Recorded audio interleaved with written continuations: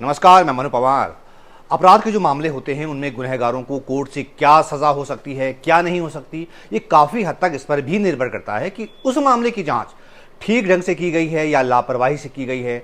उसमें जांच करने वाली एजेंसी या पुलिस द्वारा साक्ष्य जुटाने में जरूरी मेहनत हुई है या नहीं हुई है, वे जरूरी गवाहों को जुटा पाए कि नहीं जुटा पाए, केस को कितने मजबूत तरीके से पुटअप कर रहे हैं और फिर कोर्ट में उस केस की पैरवी कितने मजबूत ढंग से की गई है।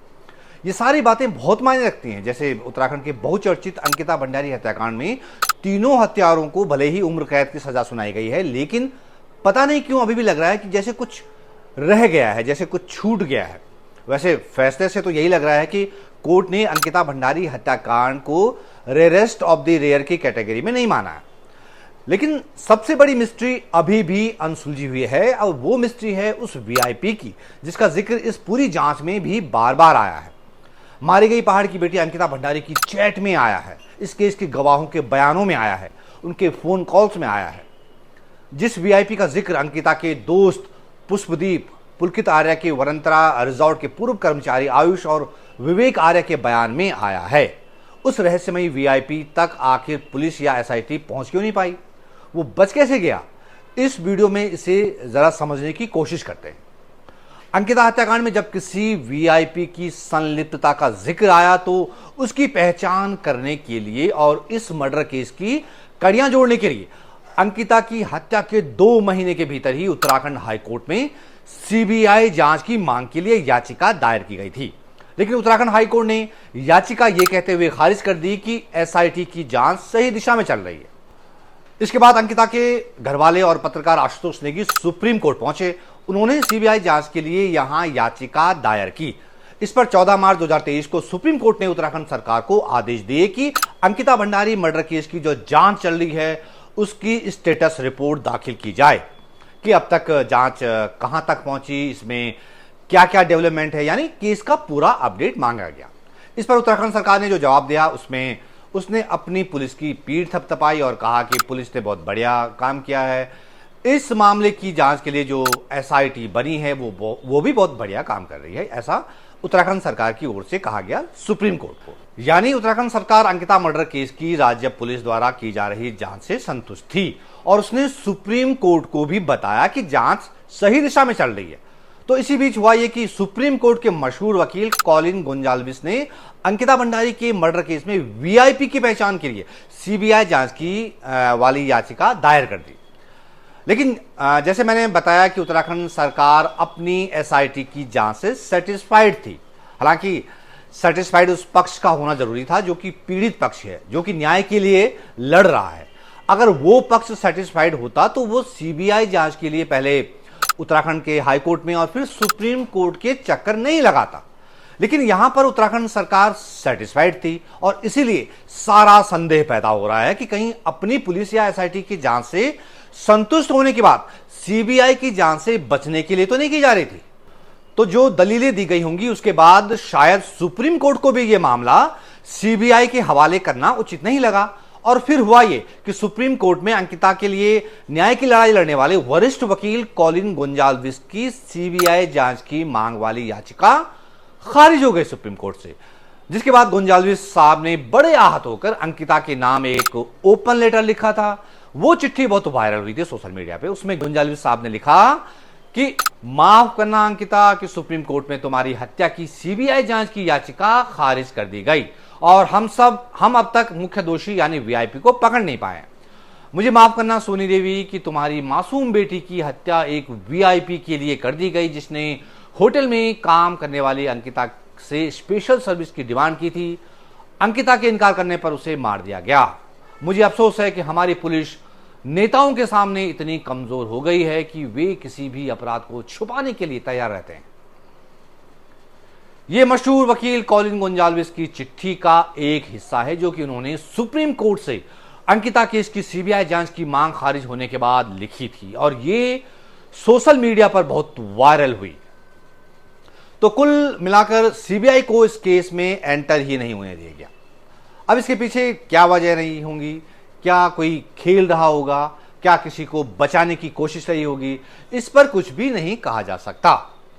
इसको लेकर सिर्फ अटकलें ही लगा सकते हैं, सिर्फ अनुमान ही लगा सकते हैं, लेकिन हैरानी की बात तो यह है कि जिस उत्तराखंड पुलिस और एसआईटी की जांच से उत्तराखंड सरकार सेटिस्फाइड दिख रही थी, वो जब इस केस की जांच कर रही थी तो उस समय उस वीआईपी तक न वो पुलिस पहुंच पाई, न ही एसआईटी पहुंच पाई, जिसके लिए अंकिता भंडारी से रिजॉर्ट में स्पेशल सर्विस मांगी जा रही थी। यानी 19 साल की उस बच्ची पर प्रोस्टिट्यूशन के लिए दबाव डाला जा रहा था, जबकि इस बात को कहने वाले कई गवाह थे।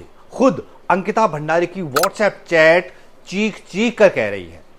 शनिवार 17 दिसंबर 2022 यानी मर्डर से एक दिन पहले अंकिता ने अपने दोस्त पुष्पदीप को बताया कि रिजॉर्ट में उस पर इस बात के लिए दबाव बनाया जा रहा है कि 19 सितंबर यानी सोमवार को वीआईपी मेहमान आ रहे हैं और उनके लिए अंकिता को एक्स्ट्रा सर्विस देनी है।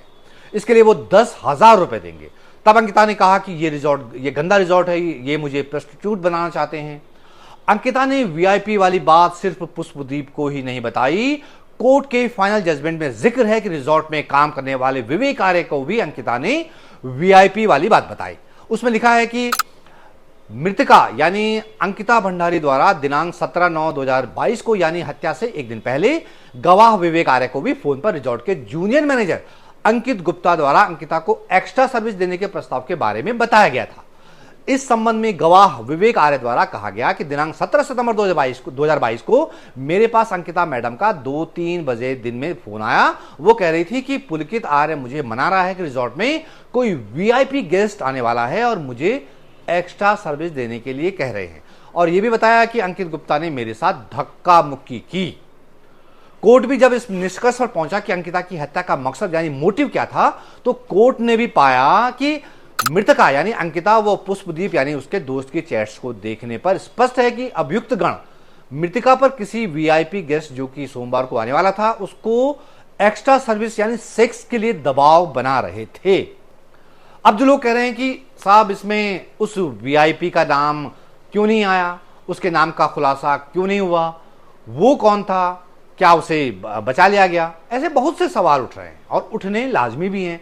लेकिन पूरे जजमेंट की कॉपी पढ़ने के बाद मुझे वीआईपी वाले मामले में पुलिस की जांच पर संदेह पैदा होता है। पुलिस की जांच पर शक कैसे पैदा होता है, इसके लिए मैं फाइनल जजमेंट के पेज नंबर 87 में पॉइंटर नंबर 78 और 79 पर जो लिखा है उसको एक बार पढ़कर सुनाता हूं। यहां लिखा है कि PW 23 यानी गवाह नंबर 23 यानी पुष्पदीप बवौरिया जो कि अंकिता का दोस्त है, उसके फोन से मिली उक्त चैट दिनांक 17/9/2022 के संबंध में बचाव पक्ष यानी पुलकित के वकीलों का तर्क है कि ऐसे किसी वीआईपी का नाम अभियोजन ने नहीं बताया, यानी अंकिता की पैरवी करने वाले वकीलों ने नहीं बताया। अभियुक्त गण के फोन से किसी वीआईपी के सोमवार को आने, एक्स्ट्रा सर्विस या इस तरह के स्पष्ट संबंधी चैट नहीं मिली। इसके जवाब में अभियोजन मतलब अंकिता केस की पैरवी करने वालों ने तर्क दिया कि घटना के बाद से केवल मृतका यानी अंकिता भंडारी और पुलकित आर्य के फोन गायब थे। दूसरे फोन पर डुप्लीकेट सिम लगाकर चैट रिट्रीव नहीं हो पाई, मतलब चैट को रिकवर नहीं किया जा सका, जिस कारण बचाव पक्ष का यह तर्क स्वीकार किए जाने योग्य नहीं है, क्योंकि अभियुक्त पुलकित आर्य के द्वारा अपना फोन घटना के बाद से गायब कर दिया गया था और मृतका का फोन भी पुलिस को नहीं मिला। तो यह है वो पॉइंट जहां पर शक पैदा होता है कि क्या उस वीआईपी को उत्तराखंड पुलिस ने बचाया, क्या वो किसी पॉलिटिकल प्रेशर से बचा लिया गया। पुलकित ने अंकिता की हत्या करने के बाद अपना फोन गायब कर दिया और पुलिस उसे गिरफ्तार करने के बाद उससे उगलवा नहीं पाई कि तूने फोन कहां छिपाया है बता, या कहां डिस्ट्रॉय कर दिया है ये बता। पुलिस पुलकित आर्य से ये भी नहीं उगलवा पाई कि उसने अंकिता का फोन कहां छिपाया या कहां डिस्ट्रॉय किया। यही नहीं, पुलकित ने कह दिया कि रिजॉर्ट के सीसीटीवी खराब हैं, तो पुलिस ने मान लिया कि हां खराब है। ये कैसी इन्वेस्टिगेशन थी? क्या इसीलिए पूरा जोर लगाया गया कि इस मर्डर केस की जांच सीबीआई के हाथ में न पहुंचे? अगर ये जांच सीबीआई को दे दी जाती और बिना किसी पॉलिटिकल प्रेशर के सीबीआई जांच करती तो इतना तय था कि उत्तराखंड पुलिस की इस जांच की वो धज्जियां उड़ा देती। पुलिस की जांच कहीं टिकती ही नहीं। पुलिस की जांच में क्या झोल है इसे तो मामूली आदमी भी समझ रहा है।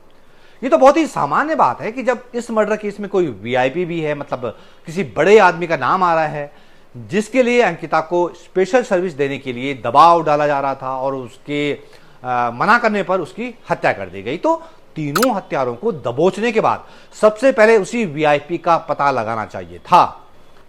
इसलिए मसला ये नहीं है कि पुलिस या एसआईटी ने इतने गवाह जुटाए, इतने सबूत जुटाए, कोर्ट में मामले की इतनी जल्दी सुनवाई की गई। आपने जो नहीं किया और जो किया जाना जरूरी था, सवाल उस पर हैं। जिस ढंग से जांच हुई उससे तो लग रहा है कि वीआईपी को बहुत प्लान तरीके से बचा लिया गया, और इस साजिश का अंदाजा उस समय धामी सरकार के बयानों से भी लगता है। अंकिता भंडारी की हत्या के बाद वीआईपी का मामला उत्तराखंड की विधानसभा में भी उठा था, तो तब के शहरी विकास और संसदीय कार्य मंत्री प्रेमचंद अग्रवाल ने सफाई दी थी कि वीआईपी कोई भी नहीं है, रिजॉर्ट के रेजिडेंशियल सूट को ही वीआईपी सूट कहा जाता है और वहां ठहरने वाले अतिथि को वीआईपी अतिथि के नाम से संबोधित किया जाता है। सोचिए कितना मासूम जवाब दिया था उत्तराखंड सरकार के मंत्री प्रेमचंद अग्रवाल ने। कहने लगे कि रिजॉर्ट के कमरे को ही वीआईपी कहा जाता है, वीआईपी कोई है ही नहीं। इससे आप अंदाजा लगा सकते हैं कि उस वीआईपी को बचाने के लिए किस लेवल का खेल हुआ होगा। सोचिए पुलकित आर्य का फोन इस पूरे मर्डर केस में कितना बड़ा सबूत होता। अगर वो फोन मिल जाता तो उससे पूरा भंडाफोड़ हो जाता, उस वीआईपी का नाम पता भी मिल जाता और उस जैसे कई और बड़े और रसूखदार लोगों के चेहरे से नकाब उतर जाता जो कि उस वनांतरा रिजॉर्ट में अय्याशी के लिए आया करते थे। लेकिन पुलिस ने कह दिया कि नहीं साहब, हमको फोन नहीं मिला और उसे मान भी लिया गया। ये कैसे बर्दाश्त किया जा सकता है? ऐसे भी कोई जांच होती है? मुझे तो हैरानी है कि अभियोजन पक्ष के वकीलों ने भी उस पर जोर क्यों नहीं डाला कि पहले उस वीआईपी का पता लगाओ। उन्होंने उत्तराखंड पुलिस की बात कैसे मान ली कि पुलकित और अंकिता का फोन नहीं मिला? वो फोन बरामद करने की जिम्मेदारी तो पुलिस की ही थी, जांच तो वही कर रही थी। जब अंकिता केस की पैरवी कर रहे वकील से इस बाबत सवाल किया गया तो उन्होंने भी टाल दिया। सर, जो वीआईपी का नाम बीच में उठ रहा था उसमें कुछ, और इसके अलावा 4 लाख रुपए का पट्टीकर। तो अंकिता भंडारी मर्डर केस में भले ही तीनों हत्यारों को उम्र कैद हो गई हो, वो वीआईपी एक मिस्ट्री बनकर रह गया, एक पहेली बनकर रह गया। और ऐसा प्रतीत हो रहा है कि जांच में ढिलाई की वजह से ऐसा हुआ या जानबूझकर ढिलाई बरती गई। लेकिन फैसले वाले दिन की ये तस्वीरें लोगों को बहुत परेशान कर रही हैं। अंकिता के हत्यारे जब कोर्ट का फैसला सुनकर वापस पुलिस की गाड़ी में लौटे तो उनकी खुशी ही अलग थी। ऐसा लग रहा था कि मानो वो न्यायिक व्यवस्था को चिढ़ा रहे हों। अगर आपको भी लगता है कि इस पूरी जांच में कोई झोल है, अगर आपको भी लगता है कि इस मामले में वीआईपी को जानबूझकर बचाया गया है, तो ये वीडियो दूसरों तक भी फॉरवर्ड कीजिएगा। सबको पता चलना चाहिए कि अंकिता भंडारी मर्डर केस की जांच में सीबीआई की एंट्री न होने देने में सबसे ज्यादा किसका इंटरेस्ट था, किसके हित साधे जा रहे थे। मुझे उम्मीद है कि आप अपनी भावनाएं नीचे कमेंट बॉक्स में जरूर लिखेंगे। इस वीडियो में इतना ही, मिलते हैं जल्दी एक नई वीडियो के साथ। और हाँ, आखिर में ये निवेदन कि अगर आप मेरे कंटेंट को पसंद कर रहे हैं और आर्थिक मदद करना चाहें तो मैं अपना क्यूआर कोड आपसे शेयर कर रहा हूं। इससे स्कैन करके जो भी छोटी मोटी मदद आप करना चाहें तो कर सकते हैं। इससे होगा ये कि ऐसा कंटेंट आप तक पहुंचाने में कुछ मदद मिल जाएगी। तो जाते जाते उन व्यूअर्स से निवेदन है जिन्होंने वीडियो तो पूरा देख लिया है लेकिन अभी तक चैनल को सब्सक्राइब नहीं किया है, कृपया फटाफट कर लीजिए और बेल आइकन पर भी क्लिक कर देंगे ताकि मेरी हर नई वीडियो की सबसे पहले नोटिफिकेशन आपको मिल जाएगी। तो जल्द एक नई वीडियो के साथ हाजिर होता हूं, तब तक के लिए नमस्कार।